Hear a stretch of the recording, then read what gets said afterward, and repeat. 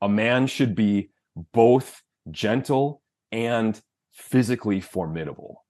It's not just, Arthurian LARPing. It's not just medieval Renaissance fairs. Like, that is relevant in all times. I'm so excited to have with me today a fascinating guest. I know you're going to love what he has to say. This is the Chivalry Guild, who writes on Twitter and Substack about the Code of the Knight, giving us medieval thoughts for modern life, focused on sun, steel, sacraments, and soil. Chivalry Guild, very grateful to have you here. Thank you for having me, Nolan. Now let's begin with an interesting remark of Orwell's that you have quoted, which is that we have now sunk to a depth at which restatement of the obvious is the first duty of intelligent men. And I noticed that you've been doing a lot of that restatement in your writing. As you say, the attempts to turn Christianity into a creed of pure niceness have been an epic disaster. Making the faith more accessible has only made it more lame. I wish I could say Tate was dead wrong, but he's clearly on to something. Now, what is Tate onto and why? Yeah, so Tate, who apparently converted to Islam, came out and said that Islam is the only religion left. And he was basically implying that Islam is the only religion that actually demands anything of people and actually has some self-respect and has some backbone. So, he's also making some really interesting comments or objectionable comments about living in a supposedly Christian country. He apparently isn't aware that the West hasn't been Christian for a long time, but we'll kind of put that aside. He's clearly onto something in that we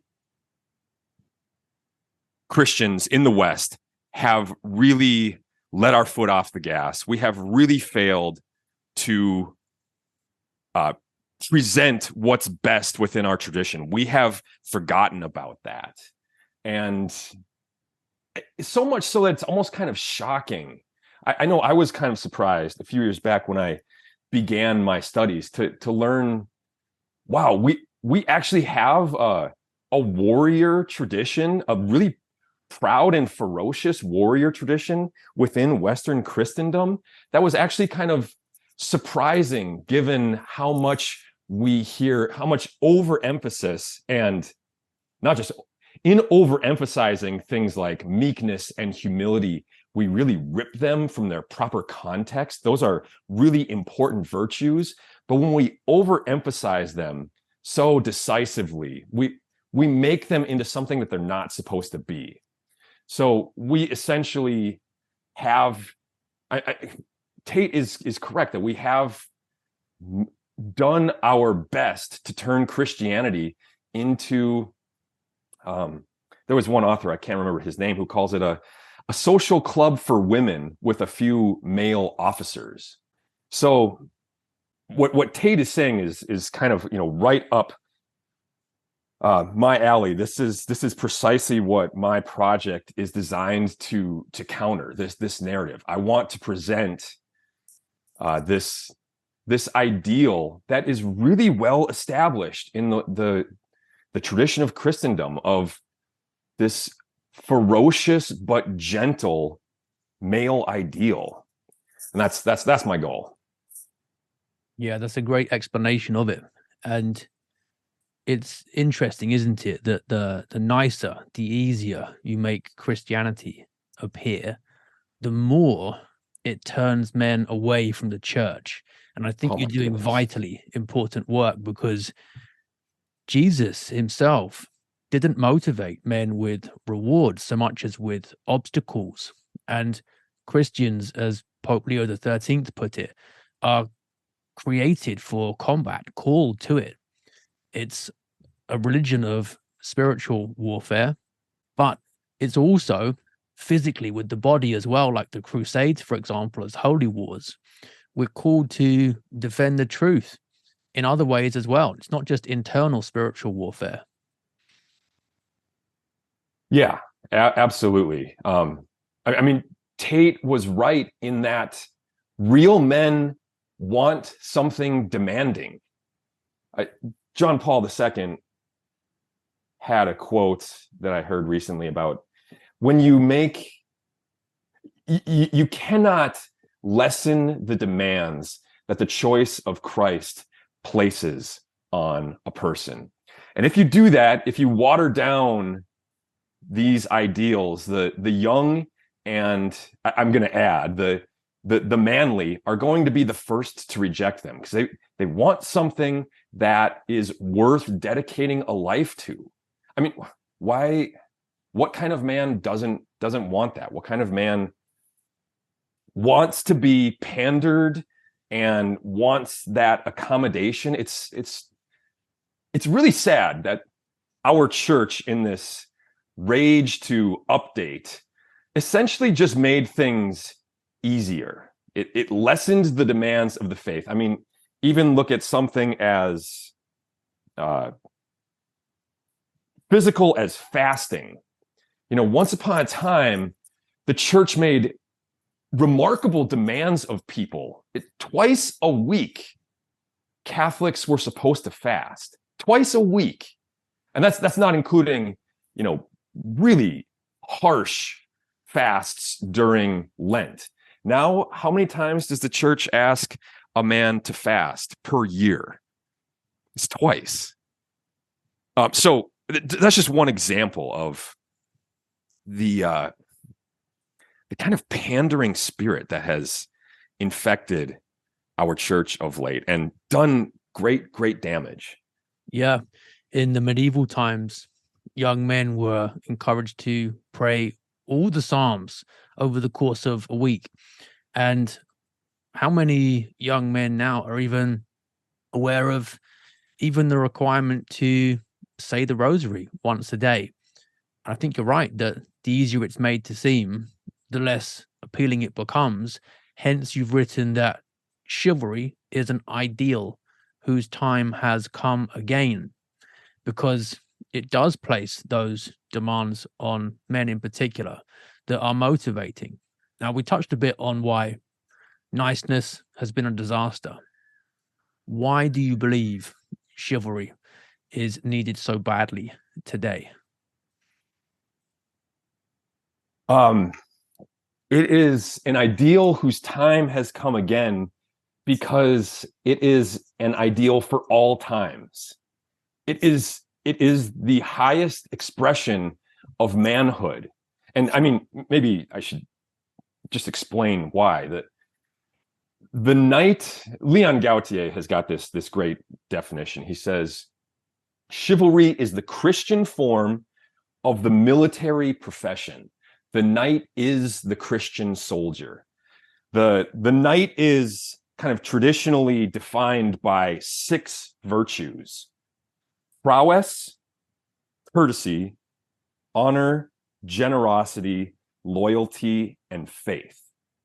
So, I mean, if you ask me, that is just a description of the complete man, the man for all seasons, for all times. He's a man who can handle himself in war. He's a man who can handle himself in peace and everything in between. I think what's kind of remarkable about our time is that we have forgotten this ideal, or we've kind of convinced ourselves that we've progressed beyond needing this kind of man, this class of man in our society.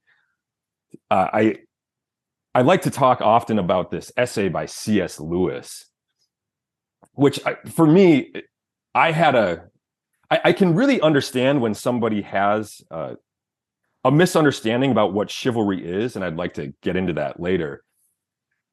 Because I, for one, did not understand what chivalry was until I read this essay by Lewis.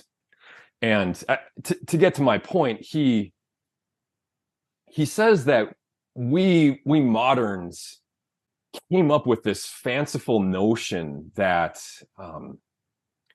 the wolves among us would become extinct by some sort of natural process, and that this rendered the night kind of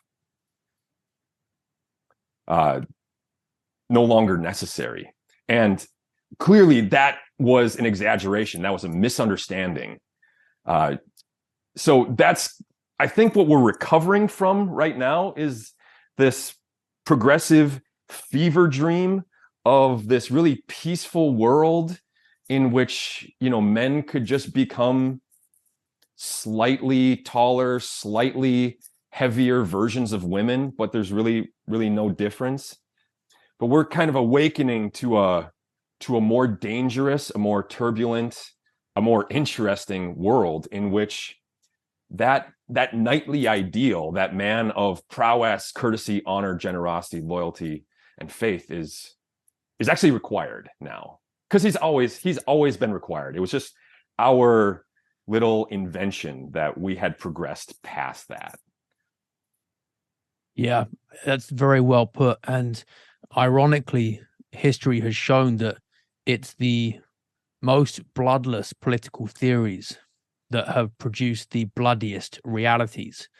And the rude awakening to the idea that somehow the ideal of the knight is obsolete is actually, as Tate has shown, the challenge of a hyper masculine Christian heresy in Islam that presents machismo rather than masculinity.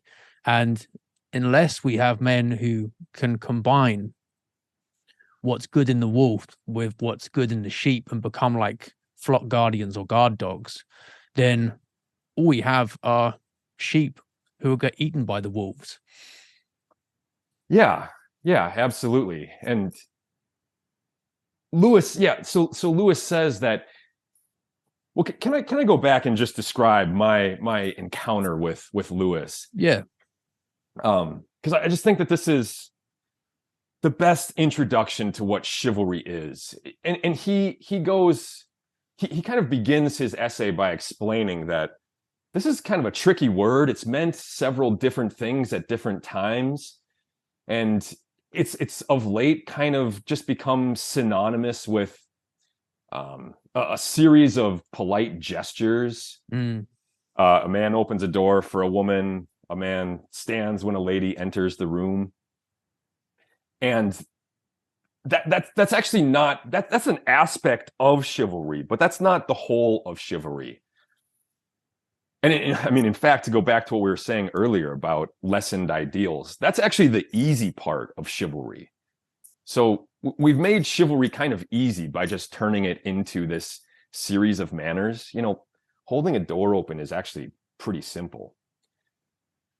But Lewis is saying that the truth of it is much more difficult. It's much more lofty. And he finds the best expression of it in this eulogy in Thomas Mallory's book on King Arthur, in which Sir Ector is giving a eulogy for Sir Lancelot. And he says of Sir Lancelot, "Thou wert the meekest man that ever ate in hall among ladies, and thou wert the sternest knight to thy mortal foe that ever put spear in the rest." So he's describing this really dynamic, almost paradox of a man that is created when you combine the gentleness with the ferocity. Lancelot was the most feared knight on the battlefield, but he was also the kind of guy who would make a really good dinner guest. And it's that combination that doesn't naturally go together that makes the truly chivalrous man. I just thought that was a really wonderful, straightforward, simple, and kind of universally applicable definition of chivalry, because it's not just Arthurian LARPing. It's not just medieval Renaissance fairs. Like, that is relevant in all times. A man should be both gentle and physically formidable. Yeah, that reminds me of the description of Bohemond, Prince of Taranto. It was the Norman Kingdom of Sicily. Yeah. And he was one of the guys who played a leading role in the success of the First Crusade. And the Emperor Alexius's daughter, Anna, was 14 when she saw Bohemond. And she wrote in her diary at the time about this encounter. She writes that the sight of him inspired admiration, the mention of his name, terror. His stature was such that he towered almost a full cubit over the tallest men. And then she continues saying, he was slender of waist, perfectly proportioned. His skin was very white. His hair was lightish brown and not so long as that of other barbarians. There was a certain charm about him, but it was somewhat dimmed by the alarm his whole person inspired. Now, I love that combination of a certain charm and yet alarm inspired. She says there was a hard, savage quality in his whole aspect, due, I suppose, to his great stature and his eyes. Even his laugh sounded like a threat to others. So we've got a kind of poised masculine energy combined with politeness in the person of one of the leaders at the First Crusade that I think is a good example of that tension, that balance between the qualities you're outlining. Oh, absolutely. I love that. That's wonderful. And I think it's also worth adding that combination of prowess and gentleness, it elevates both of them. So your strength and your ferocity means a lot more when it is accompanied by this social polish. And then also your social polish means so much more. I mean, Jordan Peterson has said a lot on this, and I think really well.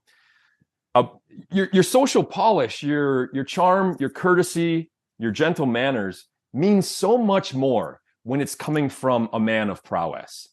A man of prowess doesn't have to be kind. He doesn't have to be warm. He, throughout history, especially prior to the medieval invention of chivalry, has been free to take whatever he wants because, hey, who's going to stop him? So when that kind of man all of a sudden places these restraints upon himself, he just becomes something altogether different. And I love thinking about the power of both of those qualities to really elevate each other. They become something else entirely when they are in combination, if that makes sense. Right. That makes total sense. There's power like a gas, which has to expand to the limits of whatever container you put it in. But in a man, that's kind of a weakness. It's like if you're walking on the street and a guy that you could beat in a fight challenges you, and you can't help but respond as if you feel like you have to prove a point. But what's more masculine than that is restrained power.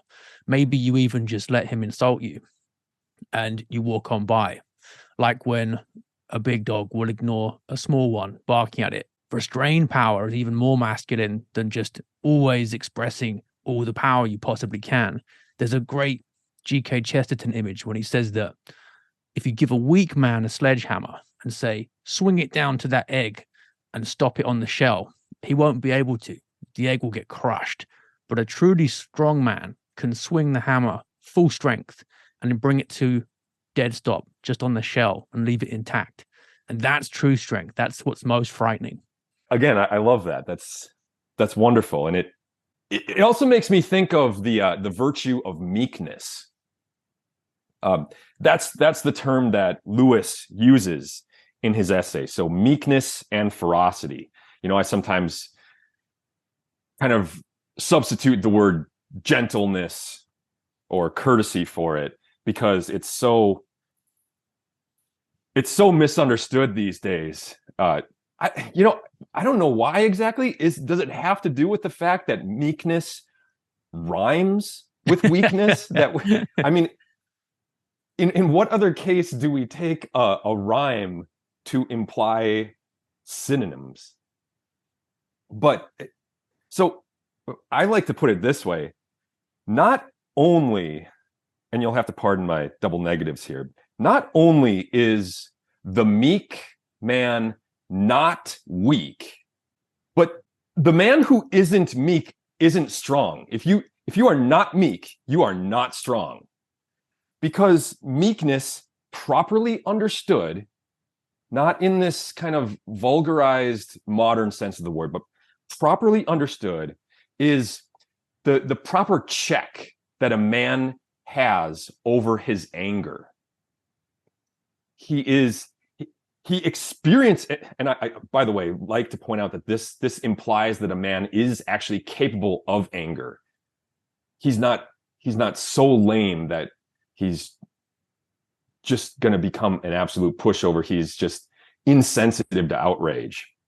But the man who is meek is able to maintain self-control even while his blood is getting hot, so that his judgment can still rule him. And the reason why I say if you're not meek, you're not strong, because if you respond to every provocation, you were talking a minute ago about the man who gets provoked by the lesser man on the street. If you respond to every provocation, you are going to really waste your energy. You are going to be easily manipulated into all of these, minor squabbles and confrontations that ultimately aren't that important and are going to take away your energy from the fights that actually matter.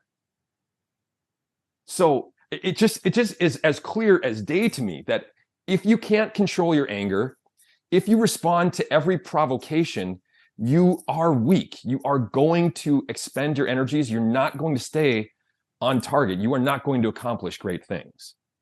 I don't know. Does that work for you? Does that make sense? I don't know why this is so hard for so many modern people to understand.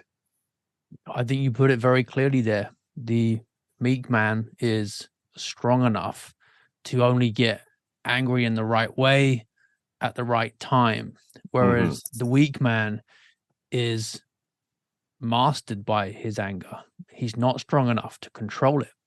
And we could go even further and say that the real distinction is that sometimes the weak man doesn't even feel enough anger when he should. Yeah. Not only does he feel too much anger when he shouldn't, but he doesn't feel enough when he should. Whereas the meek man has the right amount at all times.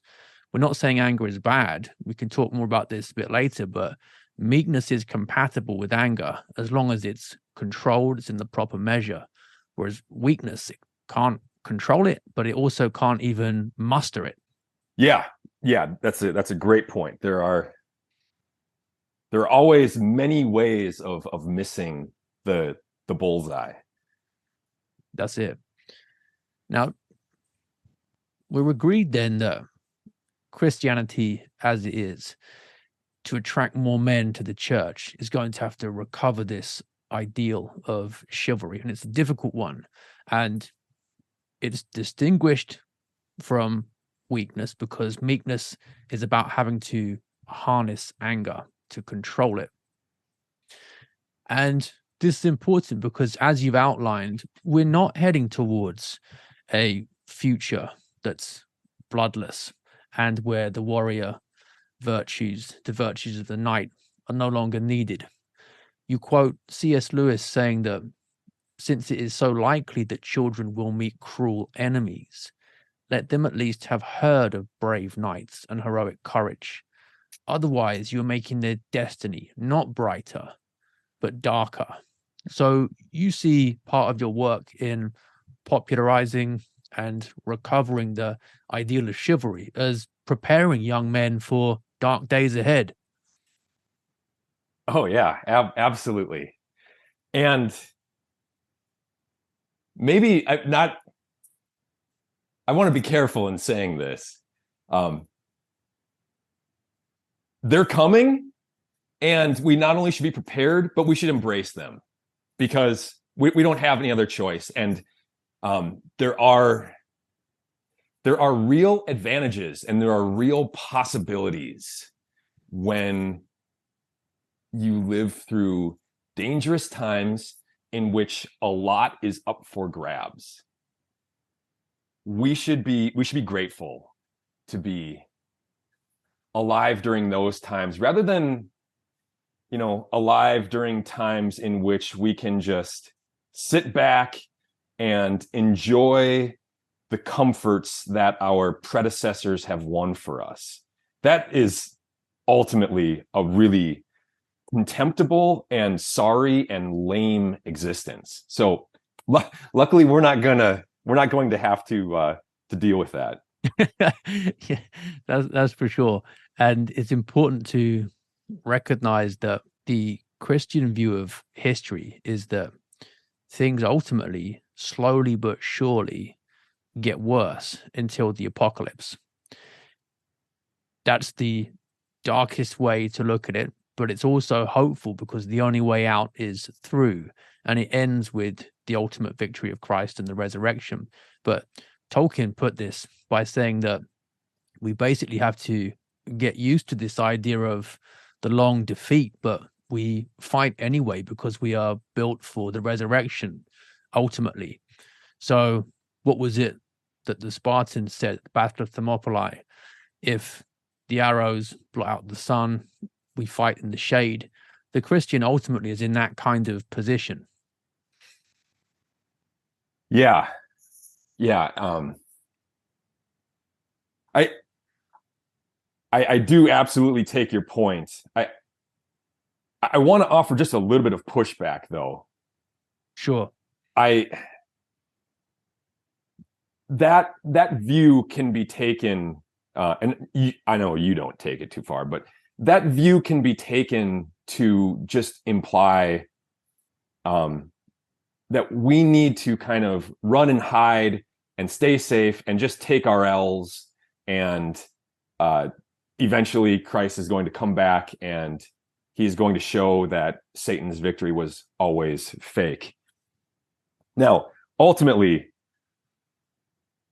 we are going to have to deal with things not going our way in kind of the broader outline. But I just also want to state that Charlemagne and Richard the Lionheart, they were facing really, really dire times, and they pulled victories from the jaws of defeat. So I just want us to remember that. Those were different times, of course, but I just want to remember that victories in the short run or whatever are possible.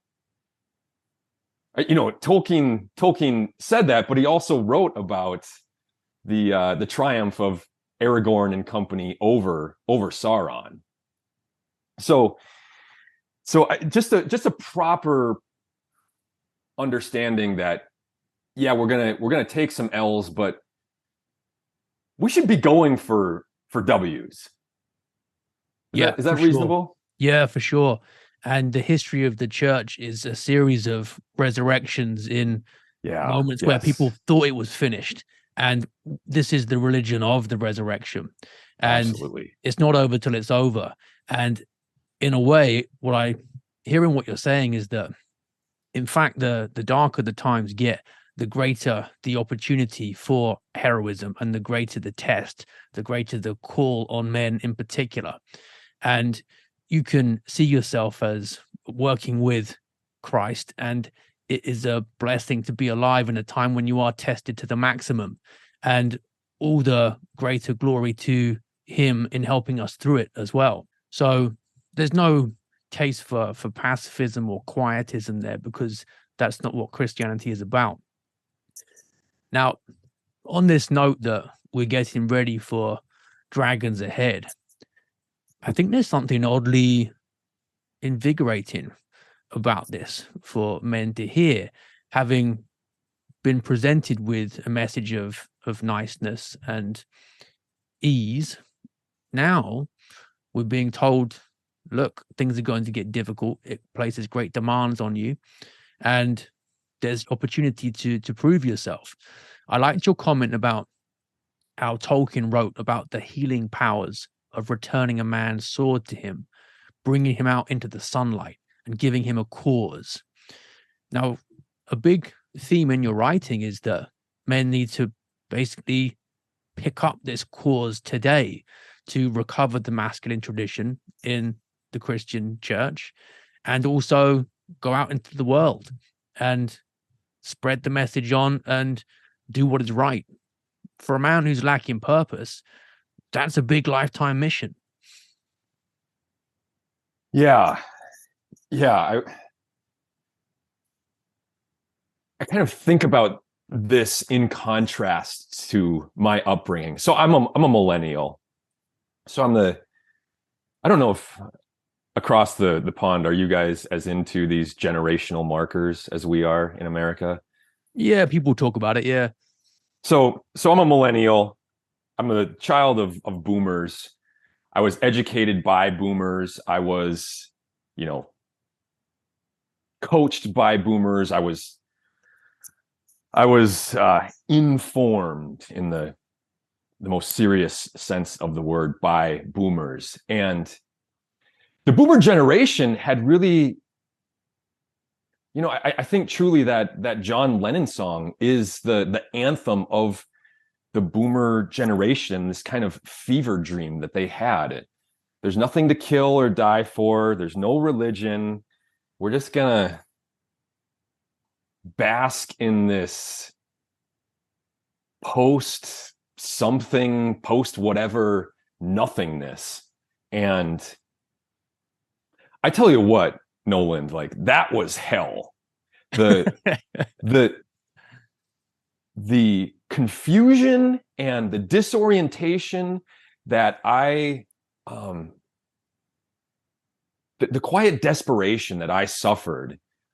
I mean, not to say, woe is me, but that's just no way to raise a young man. That is to inflict hell upon him. And that is to, it's no wonder that everybody needs all of this endless therapy and all of these endless medications, because that vision just, pardon my language, it just sucks. It's awful. And it's no way to live. So thinking about a cause, contrary to what John Lennon says, you actually need one, and life isn't worth living without one. Yeah, you're right.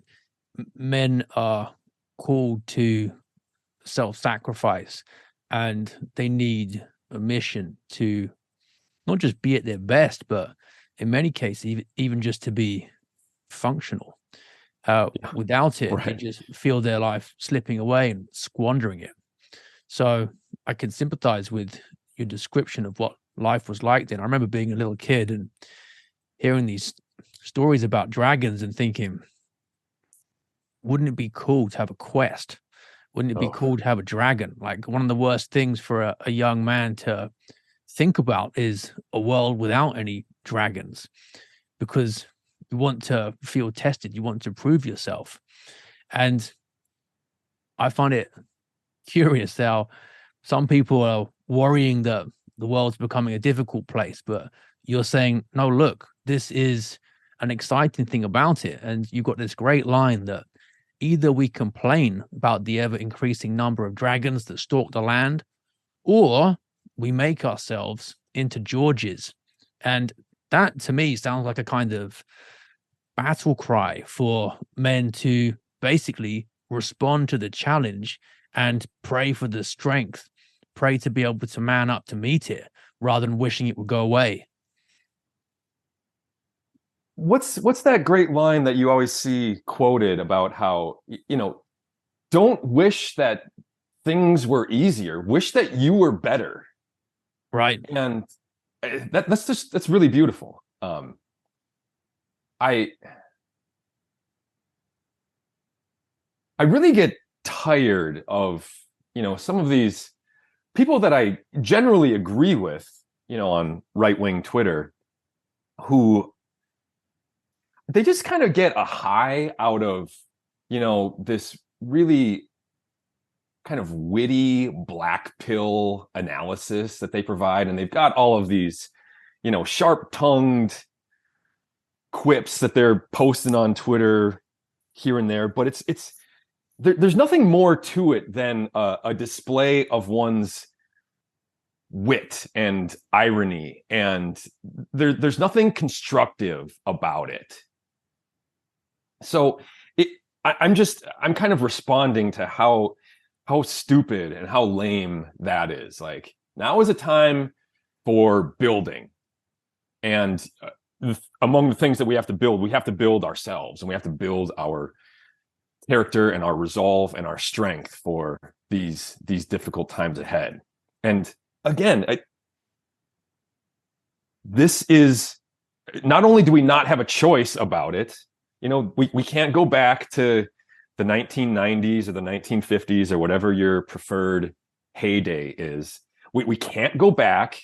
The only way is forward, and there are real blessings. There is a real heroism that is possible under difficult times that is just not possible when everything is good and you can just kick back and, like I said, enjoy the comforts that previous generations have earned for you. Like, no, we've got to go out and get it. And I don't know if I'm just crazy in thinking that that's actually how we should want to live.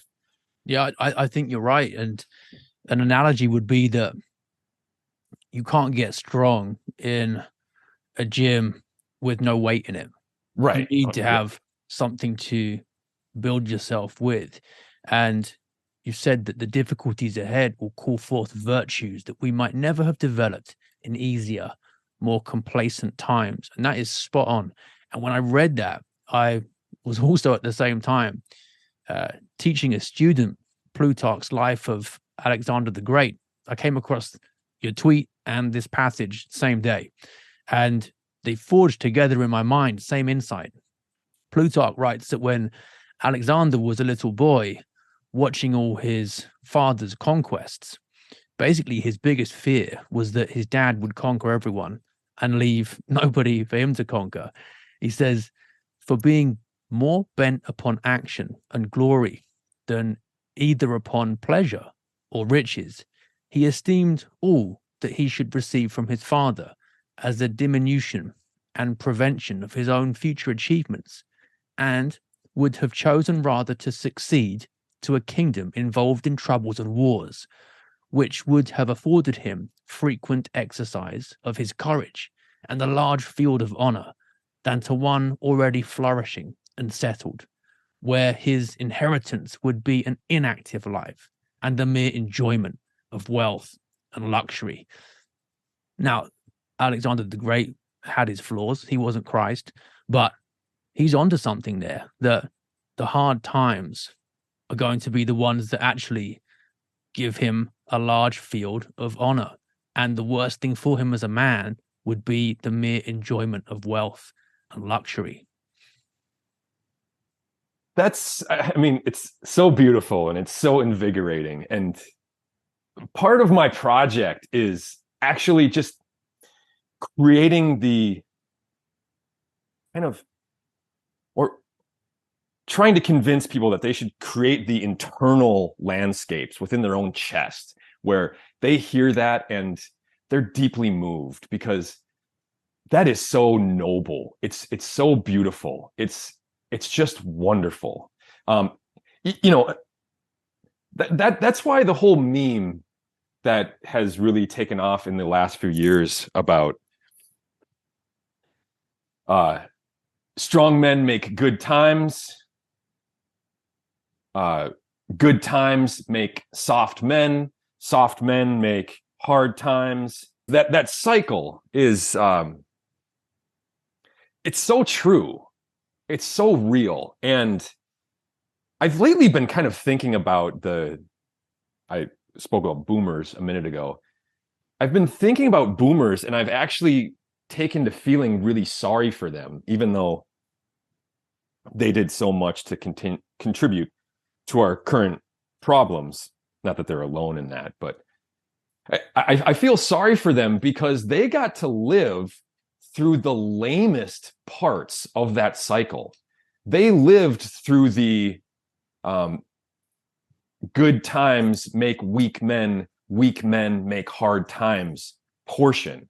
And that's really pitiable. That's really sad. If if I was born in 1949 and I was honest with myself and I saw that I would feel a certain rage in my chest about being robbed of a real life because my days coincided with that part of the cycle. That's a real tragedy.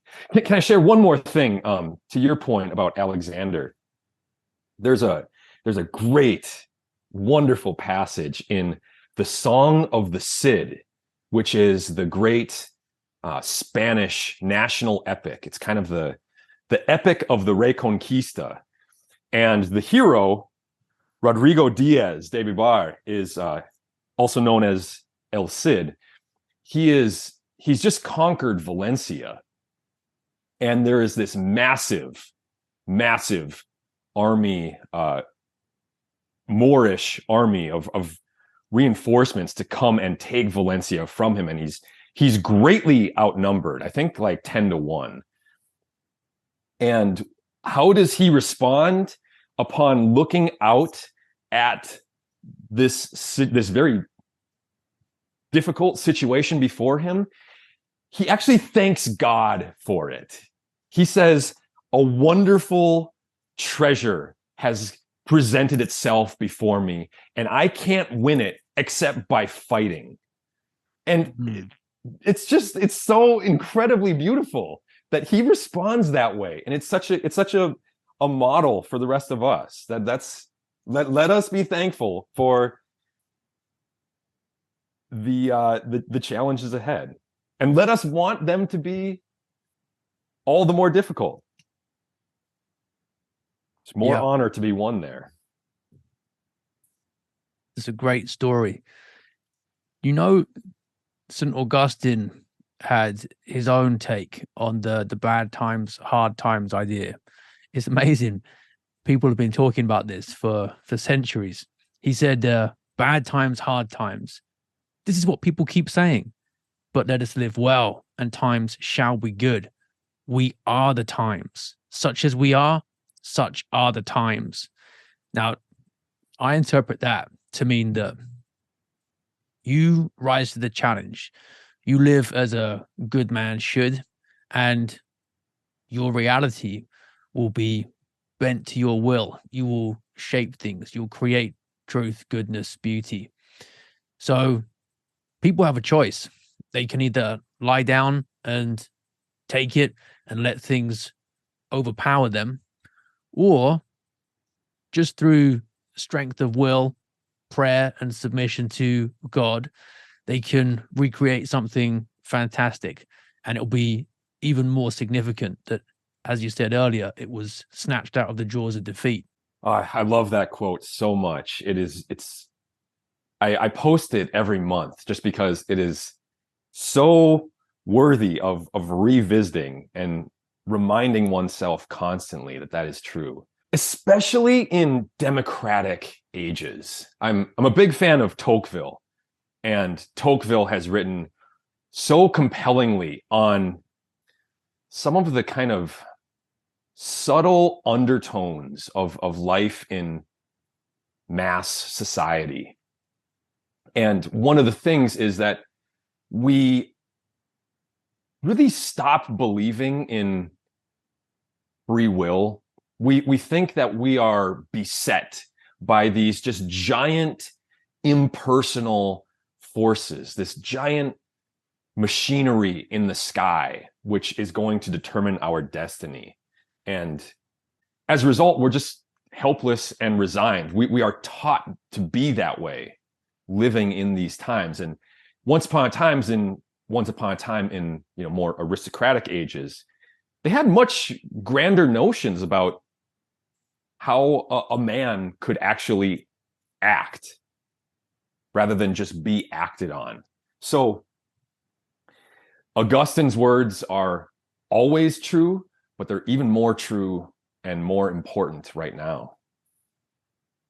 Yeah, that's one of the strange paradoxes of liberalism, isn't it? There's some research suggesting that although young people today have been told more and more that they are autonomous and they can author their own life stories and be their own heroes, they're actually far more likely to see themselves as being at the mercy of external events that they can't control.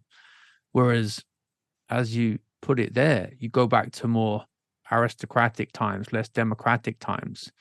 And despite the individual being told that he's in some ways less important politically, he believes he can have, like Charlemagne, for example, a bigger impact on the world stage, on the world scene.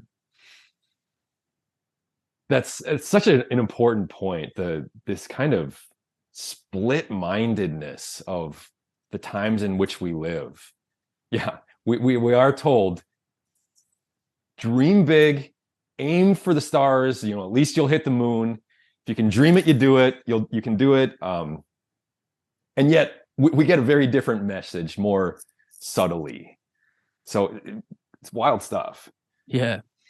And what we're talking about here, the idea of a mission and a challenge, because we are embodied beings, Christianity is the religion of the resurrection. God made flesh, bone, blood. The body really matters. And you've written on this. The body matters. Anyone wishing to pretend otherwise is not even worth arguing with, nor are they sound Christians even. We're going to need our bodies for the difficulties ahead. Now, I've got a couple of questions about this. First, why have people forgotten that Christianity is a religion of the body, of the incarnation? And what can Christians do you think, to reclaim physical culture? You see on Twitter, social media, it's normally the Nietzschean, vitalist, pagan crowd who are into the ancient Greek ideal, posting the statues and torsos, talking about the importance of muscle. But big theme in your work is that actually this is part of the Christian tradition. Whatever is true in it, whatever is beautiful, whatever is good, it's right there in the Catholic tradition. The Crusaders were men of muscle and might as well. Yeah, absolutely. This is so important. Part of my origin story is I read Bronze Age Mindset and thoroughly enjoyed it. I mean, thought there are a lot of parts I find objectionable, but clearly BAP is onto something with this, this vitalism. And I mean, I even borrow it in my Sun and Steel is the vitalist motto. I add sacraments and soil to it. But I want to take the good in what he's saying, and I want to add to it, and I want to show Christians that our tradition can embody this. It does embody this as well as anything BAP is suggesting. So crucial, absolutely crucial to note. To go back to your first question, I recently reread Belloc's The Great Heresies. Have you read that one? Yeah, I've read a few chapters of that one, especially on Islam. Yeah. The chapter after the one on Islam is on the Albigensians. And he says that Albigensianism is, it's a variety of the Manichaean heresy. Mm. And the Manichaean heresy is ultimately, or it ultimately involves this kind of dualistic split between the mind and the body, and everything, or the spirit and the body. Everything pertaining to the spirit is good, and everything pertaining to the body is not good. Belloc says that this is an attempt to provide some sort of answer to the problem of evil. Why do bad things happen? If, this creator God is all good, why is there evil in the world? Why do people die? Why do people suffer? And Belloc says that this heresy is ultimately people being unwilling to accept the Christian answer. And so they invent this dualism, which basically elevates the Satan character, or the dark deity, to basically being equal with God. To fast forward to our present day, I think that Manichaeism lives on, and it lives on in particular. I've been thinking about this a lot, and I'm going to write on it some more, in this particularly plausible sounding but kind of vicious heresy, which tells us it's what's on the inside that counts. And I don't know about you, but I heard that so often during my formative years that it might as well have been the main truth of the regime. It's in the movies, it's in the music, it's all over the culture. And the reason why it's so bad is because, again, it's kind of plausible. What's in your heart, actually, it really does count, but it's not all that counts.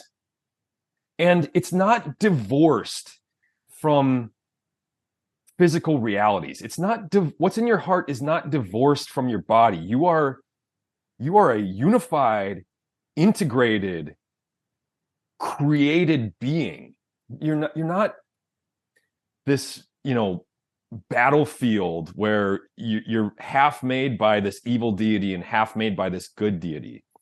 Another kind of suggestion or implication of this disembodied heresy is that appearances are always deceptive.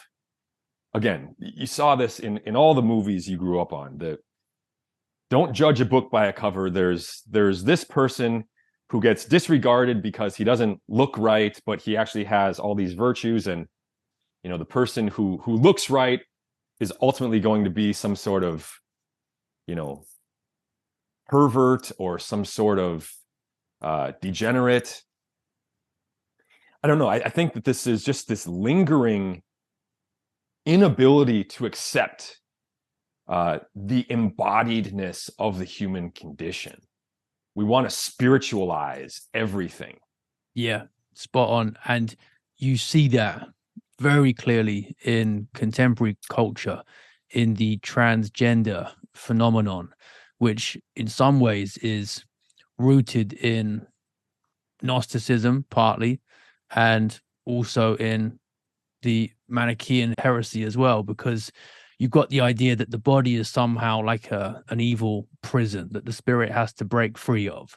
And it's a refusal to accept the creaturely status, male and female. He created them.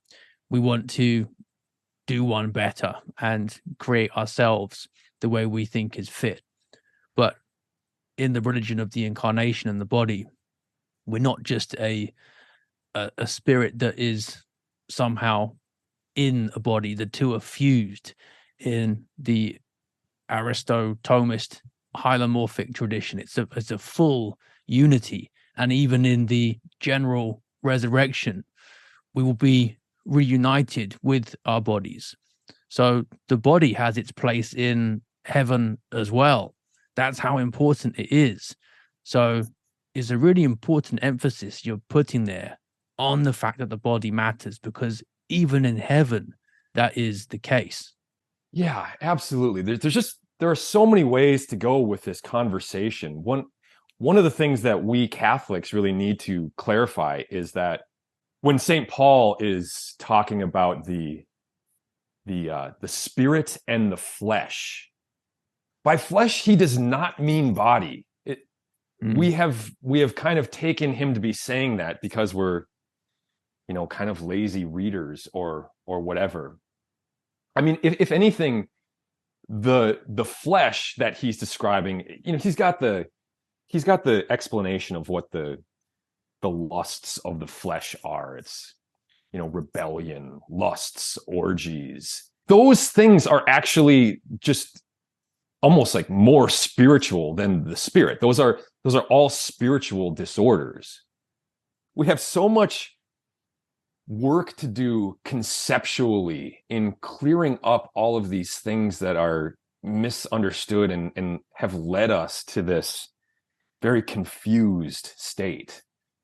I talk a lot about trying to reclaim the virtues. Like this is a big thing for me, because and my link here is that so much conceptual work needs to be done in terms of reclaiming those to show that they are actually invigorating and Joseph Pieper often uses the term bracing. These are really wild and exciting ideas, but with our way of talking about them, we have turned them into things that are so lame. You can take any number of the virtues. Prudence. We've turned prudence into this kind of just lame cunning or calculation or risk avoidance. That's not prudence at all in the classical Christian Thomistic conception of it. Prudence is this art of making good things happen given the specific circumstances before you.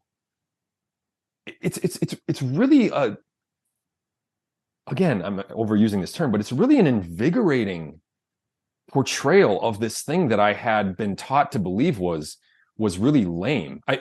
We often talk about prudence as though it's virtually contradictory to courage. Prudence is the kind of thing that helps us to avoid being forced to put ourselves on the line, forced to test our courage. But that's not it at all. If you fail in courage, Joseph Pieper says, you have first failed in prudence because you didn't realize what the moment required. That's really beautiful to me, don't you think? Yeah, it certainly is. And I'd just like to share with you a comment that a few young guys have expressed to me, which is that they feel really angry that they haven't been taught any of this stuff in their formal education. Yeah. They feel let down. And when they see that all it takes is just a couple of insights into what a word like meekness actually means, and they realize that their objection to basically their cultural heritage was based on a misunderstanding that someone could have cleared up in seconds, they feel really frustrated and in some cases kind of enraged. And your message about anger here, I think, is a good one for them to reflect on, because like we said earlier, it's not a bad thing to be angry. Anger is a passion that we experience as a prompt to action. It's to make us do something. It's a sign that something is wrong, needs to be fixed. And you've written that the inability to feel proper anger spells disaster. The man incapable of anger is almost dead inside. So any young guys listening to this thinking, why am I only hearing these truths now? I feel so angry at the people who taught me, or rather failed to teach me. let the anger be there. It's natural, but respond to it appropriately. It's a call for you to educate yourself, to begin the work of recovery and ultimately transmission as you become the torchbearer for other young men that you need to pass the heritage down to. So, thinking about this idea that the anger is a prompt to action, the big question that I've noticed you've been addressing recently is ultimately, how do we make the church manly again? In practical terms, what are the first steps? Well, can I just go back a minute? I I sympathize with those young men so incredibly much, and I laughed because that's me to a T. And I have spent much time in brooding over just how what a waste. What a not only just what a waste my education was, but actually counterproductive. But one of the comforts is that it makes the thrill of this discovery really wild. When I go through and I read Joseph Pieper on the virtues, I'm in a state of delighted, kind of jaw-dropped surprise because holy cow, my tradition is actually really manly. And it is not at all what I had thought it was. So my project is for those young men because I certainly was one of them. I think I received as mediocre an education as one could have gotten. But to get back to your more specific question about how do we make the church manly again, so many things come to mind. I don't have any kind of a comprehensive list, but I recently published a little essay on my Substack, and I'm just going to go through and read my bullet points. And some of these might not make total sense at first, but if we want to go over them a little bit later, I can. I think it actually starts talking about, the embodied nature of our faith, of our tradition. I think we need to kind of reclaim elevated attire at Mass. I think we need to stop showing up for Mass just like we're going to Walmart. There is something about the aesthetics of reverence that brings out the best in us and helps others to be more reverent as well. I'm also really interested in fasting, and there's a lot to say about that, but fasting, to go back to our conversation about embodiment, fasting really, it makes you feel the embodied and the spiritual nature of your being in a way that I, for one, had never felt before. I want to reclaim a vocabulary of the virtues, kind of like I was talking about a minute ago. I want to, in my own parish, I want to start training groups where Catholic men get together and they lift weights or they train in some martial arts. I think that could be wonderful in so many ways. I think men need to just simply stop philosophizing about it and start. I mean, philosophizing is good, but they need to start at some point just establishing a bigger presence in their parish. The Knights of Columbus, the parish councils. I've been thinking it's really time that I step up to the plate and I become a lector, if for no other reason that I can provide a really manly presence at the front of the church, reading the scriptures. I think that really matters when a lot of people walk into a parish and they just see women and senior citizens there, like providing a more forward presence, is going to do a lot. I also have thought about a renewed veneration of the warrior saints. We have such a rich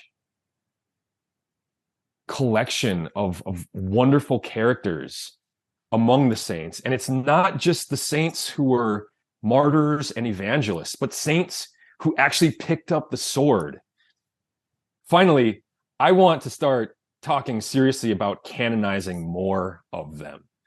There's obviously a real limit to what we as lay people can do with that, but our prayers and our interest in it can get the ball rolling on getting Charlemagne, getting Richard the Lionheart, getting Godfrey canonized. And I think we need to start thinking about that. I think that would be a really electrifying thing in the spirit of the church if in short succession, Charlemagne and Richard and Godfrey were finally canonized.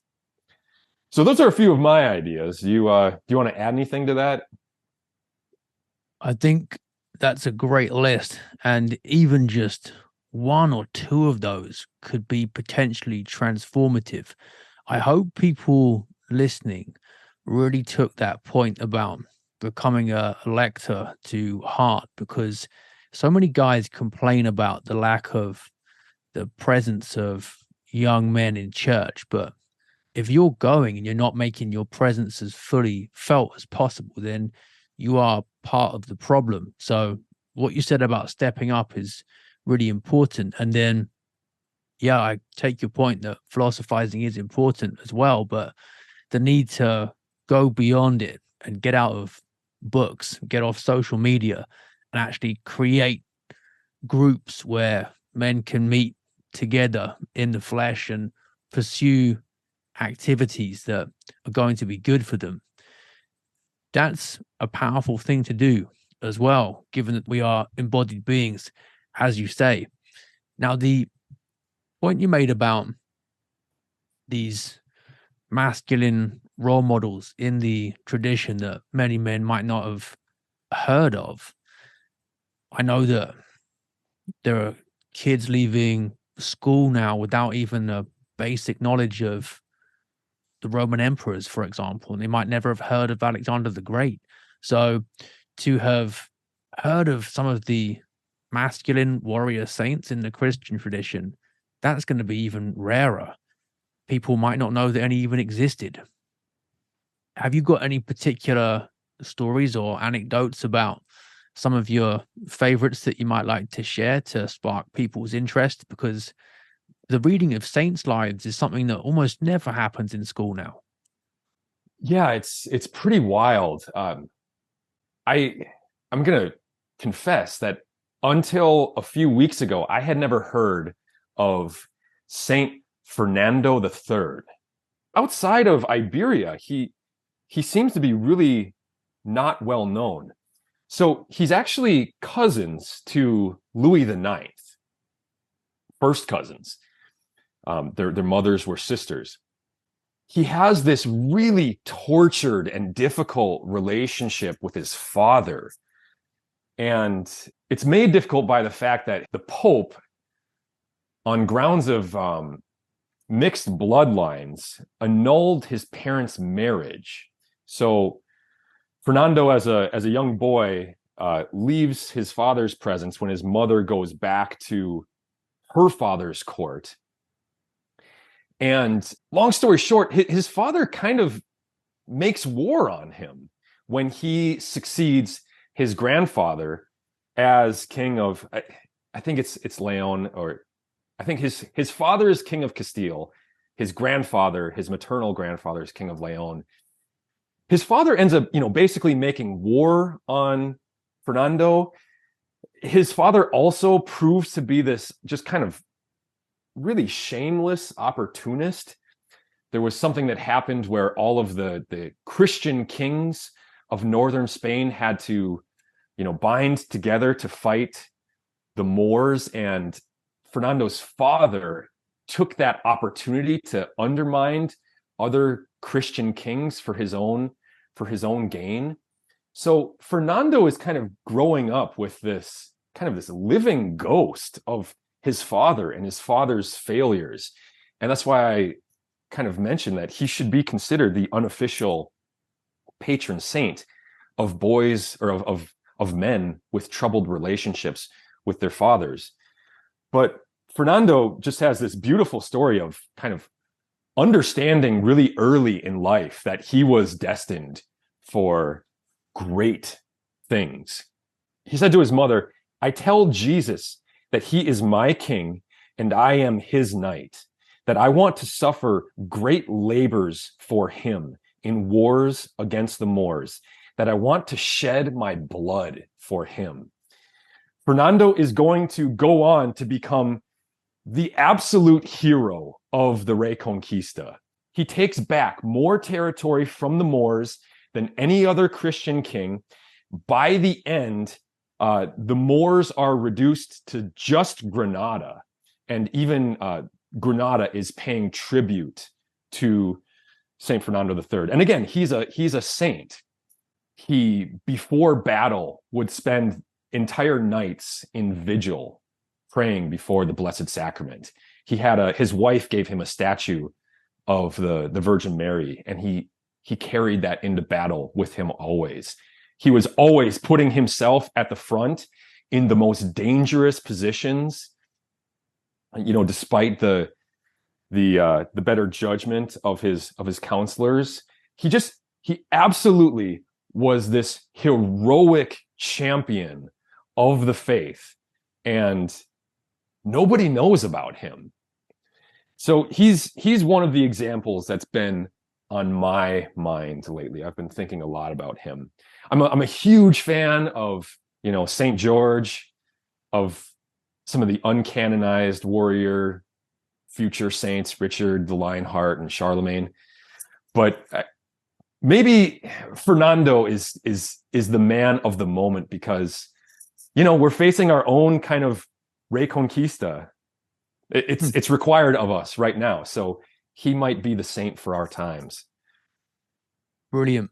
That's somebody that people listening can go away and research and read about. Thank you for that. That's exactly what I was hoping for. Had you heard of him? Do you know what? The first time I actually came across him was your Twitter thread about him. And I thought, this is a guy that people need to know more about. So, no. It's absolutely insane that we don't know about him. Yeah, it's another one of those things, isn't it? It's so beautiful, and the kind of story that men thrill to hear. And yet it's the one that very, very few people know about. And that's what we see with so many of these masculine truths in the Christian tradition.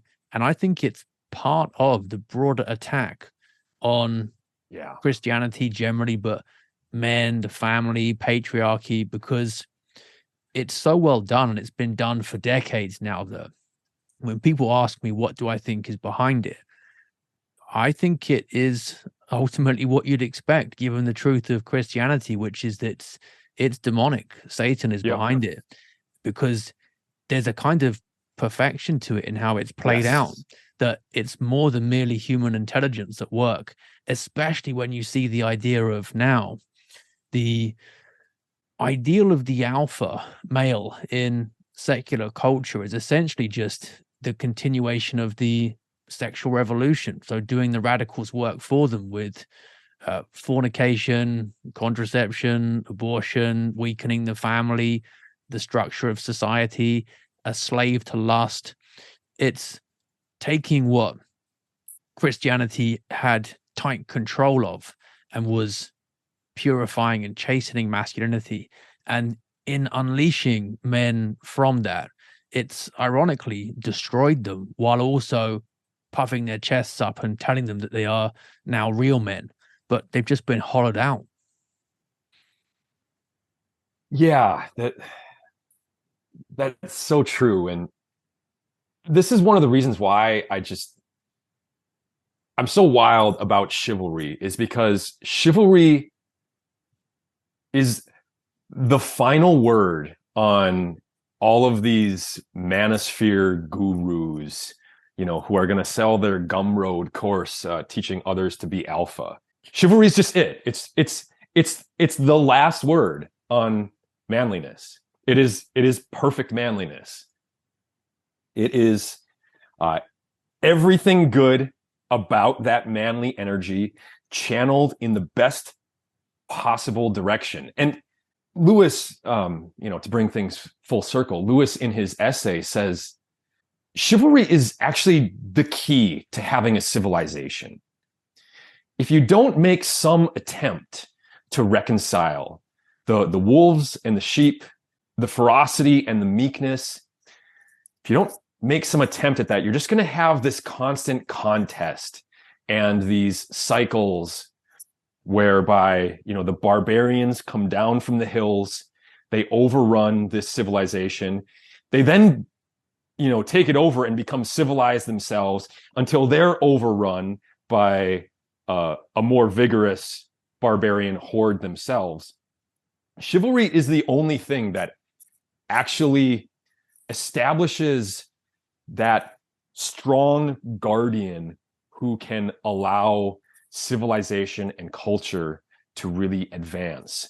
And I think it's really telling in the architecture of the chivalric age. You have these cathedrals built, which are simply the greatest things ever built, and it's almost not even close.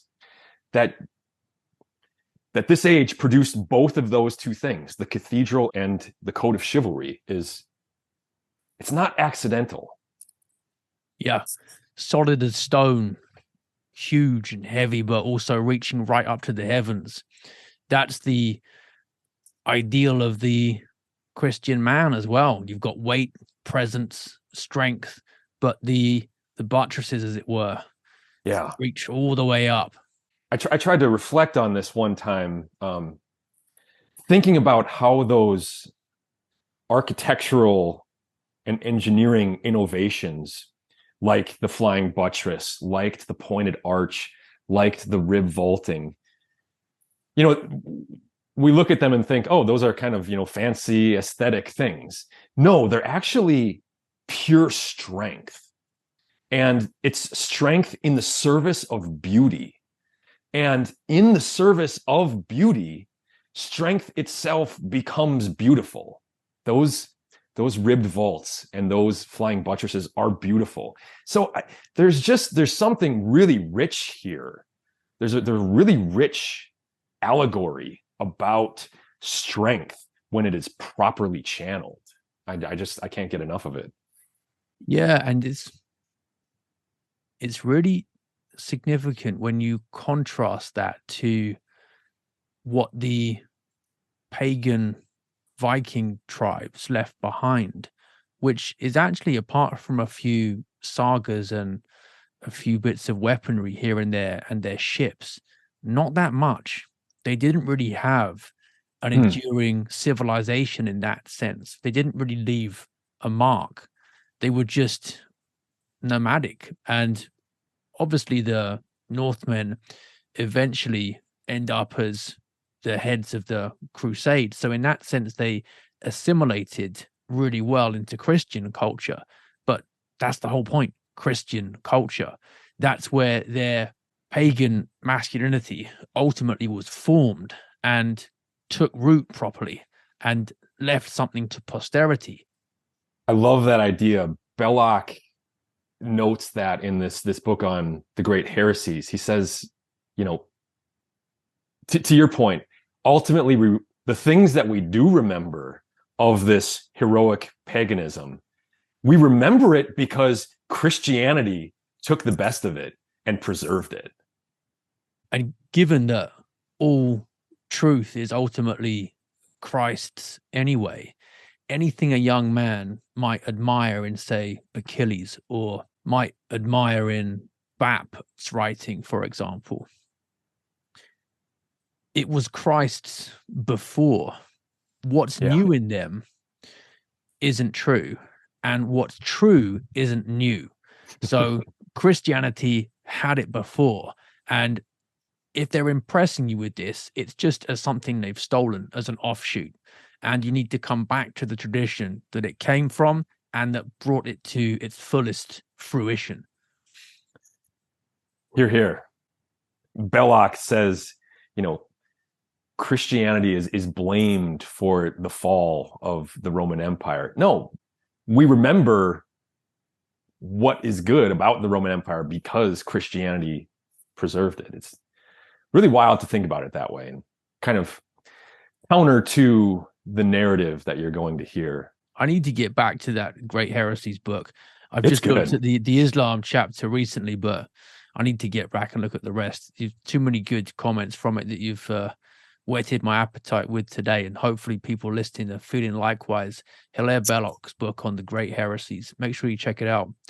And final comment I'd like to get your thoughts on is that you note that in the past, once upon a time, the upper classes were called to fight rather than howl for wars in which others would die while they stayed a safe distance away. Imagine the tone it set for a society when elites were expected to have honor, courage, and skin in the game. Now, we might not get that again anytime soon, but you've made a really strong case for men who want to return to the ideal of chivalry, reintroducing honor into their own lives. And you say that what we need is a generation of men whose honor is not for sale. Now, that's a big challenge, and it might involve some sacrifice. But like we've been saying, men are motivated by challenge and built for sacrifice. So to somebody who is feeling the hairs on the back of the neck stand up at some of the comments you've made and getting that invigorating feeling, but is thinking, hold on a second, 2022, become a knight? Isn't this just LARPing? Isn't this insane? That can't work. What would your final piece of advice be? Yeah, I'm again sympathetic to that question, but to go back to Lewis's point, ultimately chivalry, even though it's got horsemen, built into the word, ultimately chivalry is nothing more than the attempt to reconcile ferocity and gentleness within one man. That is a timeless thing. The challenge that you are going to be a physically dangerous man. You are going to make yourself through rigorous training and dedication. You're going to make yourself physically dangerous, and then you're also going to submit yourself to a code of honor and of good and gentle conduct when you are not dealing with your enemies, whom you have to deal with much more severely. That's timeless. That's not locked in the mists of Arthuriana.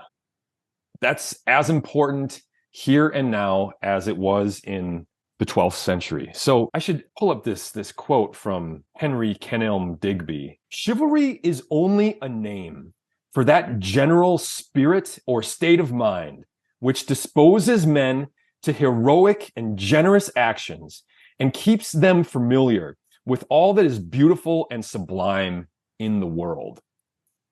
So Edmund Burke talks about the death of chivalry, and he says that the knight has been replaced by sophisters, economists, and calculators.